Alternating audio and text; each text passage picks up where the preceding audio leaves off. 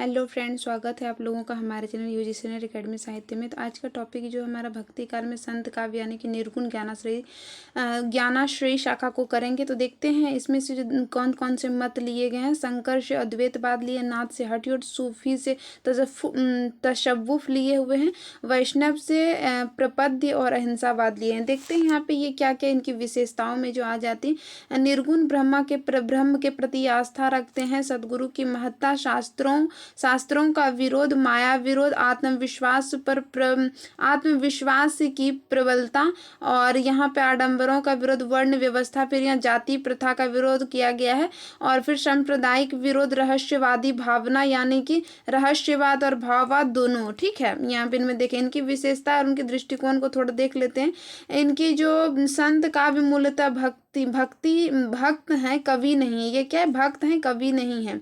ठीक है, शिल्प की सजगता में बारीकरी नहीं है। हाँ, भाषा इनकी क्या थी? पंचमेल खिचड़ी। कैसे? तो यहाँ पे आप लोग देख सकते हैं, संत होने के कारण साधु ककड़ी, ब्रज, पंजाबी आदि भाषा मिलते हैं। उलट बांसी का प्रयोग किया है जो कि नाथों से इन्होंने लिया है। ठीक है, आगे हम देखेंगे यहाँ पे इनका काव्य रूप में क्या है? मुक्तक रहा है। छंद देखेंगे, दोहा, चौपाई, संत। अब यहाँ पे जो इम्पोर्टेंट आ जाते हैं, यहाँ से इसको जो याद रखना है कि संत काव्य धारा में ज्ञानाश्रय, उनके नामकरण को देख लेते हैं, किसने किसने क्या कहा है। शुक्ल जी ने ज्ञानाश्रय शाखा कहा है, हजारी प्रसाद द्विवेदी ने निर्गुण कहा है, राम कुमार वर्मा ने संत काव्य, परशुराम ने संत काव्य, गणपति चंद्र गुप्त ने संत काव्य।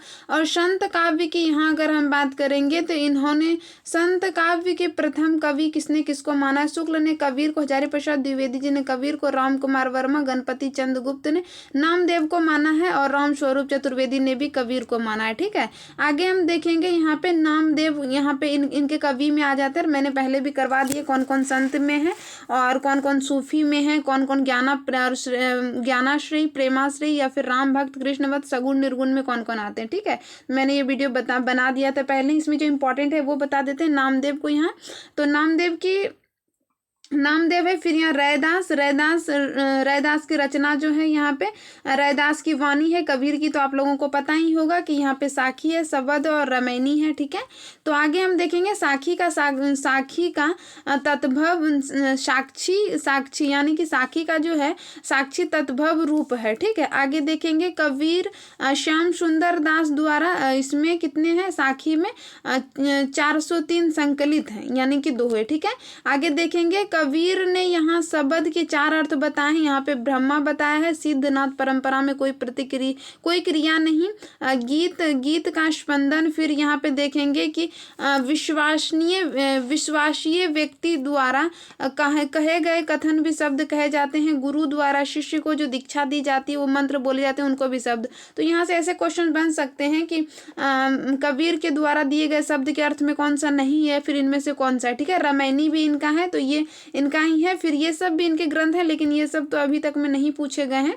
तो आगे यहाँ पे धर्मदास हैं, इनके ग्रंथ भी इतने इंपॉर्टेंट है। नानक जी को देख लेना होगा, क्योंकि इनकी जपूजी जो है काफ़ी इंपॉर्टेंट है, कई दफ़ा आ चुके हैं। ठीक है, दादू के भी हैं। फिर यहाँ पे आ जाते हैं हमारे अन्य में देख लेते हैं, मल्लुकदास जी आ जाते हैं। मल्लुकदास की रचना में यहाँ इतने सारे काफ़ी यहाँ पे दिए गए हैं। सॉरी फ्रेंड, तो यहाँ पे ये आ जाएंगे। और उनके बाद अगर हम बात करें जो इसमें इम्पोर्टेंट है, जैसे कि नामदेव के बारे में पढ़ लेते हैं थोड़ा सा। जैसे कि नामदेव यहाँ पे ये क्या थे? ये दर्जी थे। ठीक है, यानी और ये बारकरी संप्रदाय से संबंधित थे। ठीक है, सगुण निर्गुण को इन्हें सगुण से निर्गुण की ओर इन्हें जो है वो ज्ञानदेव लेकर गए थे। ठीक है, आगे देखेंगे यहाँ पे महाराष्ट्र में जो थे 2 संप्रदाय चले थे, जिसमें एक थे कौन से? बारकरी संप्रदाय। ठीक है, यहाँ पे ज्ञानदेव ने स्वयं को गोरखनाथ का शिष्य बताया है। ठीक है, आगे यहाँ बारकरी का अर्थ क्या होता है ये देख लेते हैं। बारी और करी यानी कि परिक्रमण करने वाला। ठीक है, आगे हम यहाँ पे जो इम्पोर्टेंट है वो देख लेंगे। फिर यहाँ पे रैदास जी ये तो यहाँ पे रैदास जी स्वयं को ही अपने पदों में कई दफ़ा क्या चमार कह दिए, यानी कि जाति से चमार थे। ठीक है, 40 पद गुरु ग्रंथ साहिब में इनका जो है संकलित है। ठीक है, आगे यहाँ पे जो इम्पोर्टेंट आ जाते हैं वो आ जाते हैं क्या, कबीरदास का जन्म कब हुआ, 1398 में, और उनकी मृत्यु 1518 में हुई, मगहर में हुई है। कबीर चरित बोध इनकी जन्म तिथि का निर्देश करते हैं। माता पिता की बात करेंगे, नीरू और नीमा। इनकी पुत्र पुत्री में कमाल और कमाली थे। ठीक है, इनकी पत्नी जो थी लुई मतलब इनका नाम था। ठीक है, आगे देखेंगे इनके गुरु रामानंद, हालांकि इनके अनुयायी शेख तकी इनके गुरु भी माने जाते हैं, और सिकंदर लोदी के ये क्या थे, समकालीन थे। ठीक है, आगे हम देखेंगे यहाँ कबीर की वाणी का संग्रहण उनके शिष्य किसने किया, धर्मदास ने। कब, 1464 में। ठीक है, किया है। उनके 3 भाग है, शबद, शेरेमनी, शबद और शाकी। वो ऊपर भी आप लोगों ने देखे, यहाँ पे भी दिए हुए हैं। इनका यहाँ स्पष्ट रूप से इसमें से याद रखना है, शाकी का साक्षी बोला जाता है। और यहाँ पे दोहा, शौरठ, साधु ककड़ी, इसकी भाषा क्या है, साधु ककड़ी पंजाबी मिली हुई। ठीक है, शबद शब्द गय पद है, ब्रज भाषा, इन दोनों का एक ही है। ठीक है, रमैनी मतलब रामायण का अर्थ को बताया। ठीक है, आचार्य रामचंद्र शुक्ल ने धर्मदास द्वारा संकलित बीजक का जो समय संवत है जो 1521 यहाँ पे इनका मतलब ईस्वी में दिया हुआ है 1464। कबीर की वचनावली से सबसे प्राचीन प्रति थी। बीजक, साखी, शबद और रमैनी थी। ठीक है, आगे हम यहाँ पे देखेंगे कबीर की रचना। श्याम सुंदर दास, अब यहाँ पे जो ये इम्पोर्टेंट कोटेशन है, श्याम सुंदर दास कबीर ग्रंथावली तथा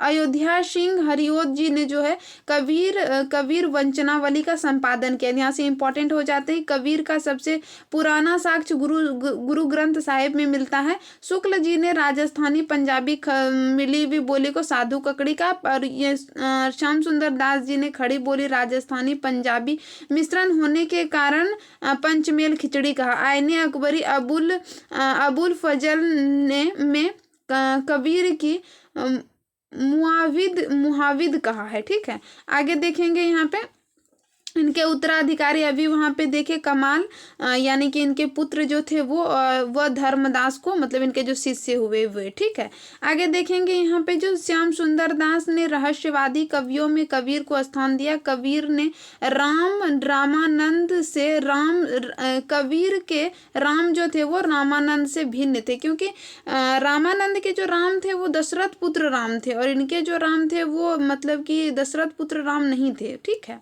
तो आगे यहाँ से जो इम्पोर्टेंट आ जाता है, किसने कौन सा सिद्धांत किससे लिया, वेदांत से ज्ञानवाद लिया, सूफी से प्रेम भावात्मक रहस्यवाद, वैष्णव से अहिंसा प्रपत्तिवाद, सिद्धनाथ से जात पात भेद और यहाँ पे रहस्य आदि, हठयोग आदि ये सब लिया। ठीक है, इस्लाम से एकेश्वरवाद लिया है। ठीक है, आगे हम देखेंगे कबीर के 4 स्रोत जो मिलते हैं यहाँ पे, ये भी इम्पॉर्टेंट हो जाता है। जगत से इन्होंने जीवन जगत से क्या लिया, हस्त कला उद्योग से क्या लिया, प्राकृतिक से क्या लिया, और नाथ पंथियों से क्या लिया, हठ योग की सभी प्रक्रिया को ले लिया। प्राकृतिक से क्या लिया था, यहाँ पे आप लोग देख सकते हैं मृग, चातक ये सब। ठीक है, आगे देखेंगे यहाँ पे हस्तकला, ताना बाना, सूत, ये सब उनके मतलब पदों में आ जाते हैं ना, तो उनका प्रतीक के रूप में इन्होंने लिया है। फिर यहाँ पे जगत से बुनकर, कलाकार, बुनकर, कलाल, कुम्हार, माली, किसान ये सब आ जाते हैं। ठीक है, आगे हम देखेंगे यहाँ पे, तो यहाँ पे जो आ जाएंगे हमारे की भाषा की कबीर पर जबरदस्त पकड़ थी। ये किसका कथन है, यहाँ से कथन फ्रेंड्स बहुत इंपॉर्टेंट। हजारी प्रसाद द्विवेदी का। रामस्वरूप चतुर्वेदी ने कहा है कि कबीर की रचना रंग अक्कड़ समाज की कुटुक्तिकार में एकदम भाव विभोर होकर आत्मसमर्पण आत्मसमर्पण का जो रहस्य, चेतना, प्रेम, तन्मय, ये सब इनका कथन है फ्रेंड्स, जो कि यहाँ पे दिए गए हैं, ये याद रखने वाले हैं राम स्वरूप चतुर्वेदी जी का, जो कबीर जी को लेकर। आगे देखेंगे हम धर्मदास जी को। धर्मदास जो थे वो कबीर के शिष्य थे। मथुरा में लौटते समय कबीर से साक्षात्कार इनका हुआ था, ठीक है। इनका जो है 1575 में कबीर की मृत्यु के बाद उनकी उसको गद्दी मिली थी, ठीक है। धर्मदास की कविता में पूर्वी भाषा का व्यवहार मिलता है। आगे गुरु नानक को देख लेंगे, इनको क्या कहा जाता है, इनको आदि गुरु कहे जाते हैं, ठीक है। इनके ग्रंथों में आदि ग्रंथ गुरु ग्रंथ साहेब महल्ला नामक प्रकाशित किए गए इसकी वाणी का संकलन शब्द और श्लोक में मिलता है, ठीक है। आगे देखेंगे यहाँ पे सिख के पांचवें गुरु अर्जुन देव गुरु ग्रंथ साहिब का संपादन किया था, ठीक है। आगे देखेंगे गुरु नानक पहले संत थे जिन्होंने विदेशी आक्रमणकारियों के कारण क्या की थी, आवाज उठाई थी अपनी। नानक संभवतः अकेले भक्त कवि थे जिन्होंने की नारी की निंदा की थी, ठीक है। आगे देखेंगे यहाँ पे इनके बड़े पुत्र जो थे श्रीचंद, ये क्या थे, उदासी संप्रदाय के संस्थापक थे, ठीक है। दादू जी को देखेंगे यहाँ पे। दादू जी जो थे वो जनलोक और जन मलीला पर्ची में वृद्ध भगवान को उनका गुरु कहा, ठीक है। आगे यहाँ पे देखेंगे यहाँ पे सत्संग आदि ब्रह्म संप्रदाय के रूप में लगी, जिसमें कि भविष्य में पर ब्रह्म संप्रदाय कहे हैं, जो कि कालांतर में दादू पंथ नाम की संज्ञा मिली। दादू ने भराने की पहाड़ी में नायार के निकट पर शरीर छोड़ दिया था, ठीक है। आगे हम यहाँ पे देखेंगे, ये सब कुछ इतना इम्पोर्टेंट नहीं है फ्रेंड्स। आगे हम यहाँ पे देखेंगे निर्गुण भक्त होने से ही दादू के ईश्वर के सगुण रूप की मान्यता दी थी, ठीक है, निर्गुण भक्त होने के कारण भी। आगे यहाँ पे देखेंगे इनके शिष्य संत दास और जगन्नाथ दास हरवेड़ वाणी शिष्य सर्वप्रथम वाणियों का संग्रह इनका रज्जब पुनः अंगबंधु नामक शिष्य से संपादित किया था, ठीक है। आगे हम यहाँ पे देखेंगे, यहाँ पे मल्लुक दास के बारे में दिया गया है कि मल्लुक दास के गुरु के संबंध में मतभेद है। कुछ कील उनका गुरु मानते हैं तो कुछ ने उसकी द्रविण विठल। हालांकि मल्लुक ने सुख सागर में गुरु देवनाथ के पुत्र पुरुषोत्तम को अपना गुरु के रूप में स्मरण किया है, ठीक है। आगे हम यहाँ पे देखेंगे उनकी सबसे महत्वपूर्ण रचना ज्ञान बोध अवधी भाषा में है, ठीक है। उन्हें अवधी और ब्रज भाषा, संस्कृत, फारसी आदि बोलियां भी मिलती है। आगे देखेंगे श्याम सुंदर दास को देखते हैं। निर्गुण भक्तों में सबसे अधिक विद्वान और सुशिक्षित शास्त्रीय थे। कौन? श्याम सुंदर दास। यानी श्रृंगार रस की रचनाओं के कट्टर विरोधी थे। तो ये वाला क्वेश्चन काफी फेमस है कि श्रृंगार रस की रचनाओं के कट्टर विरोधी कौन थे, तो यहाँ पे आ जाएंगे श्याम सुंदर दास, ठीक है।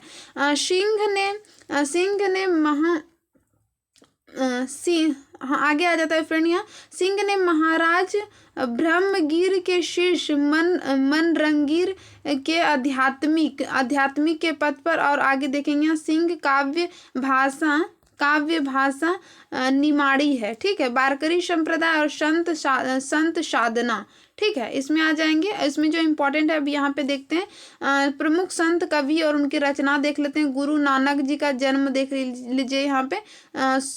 गुरु अंगद संत कवियों में आते हैं।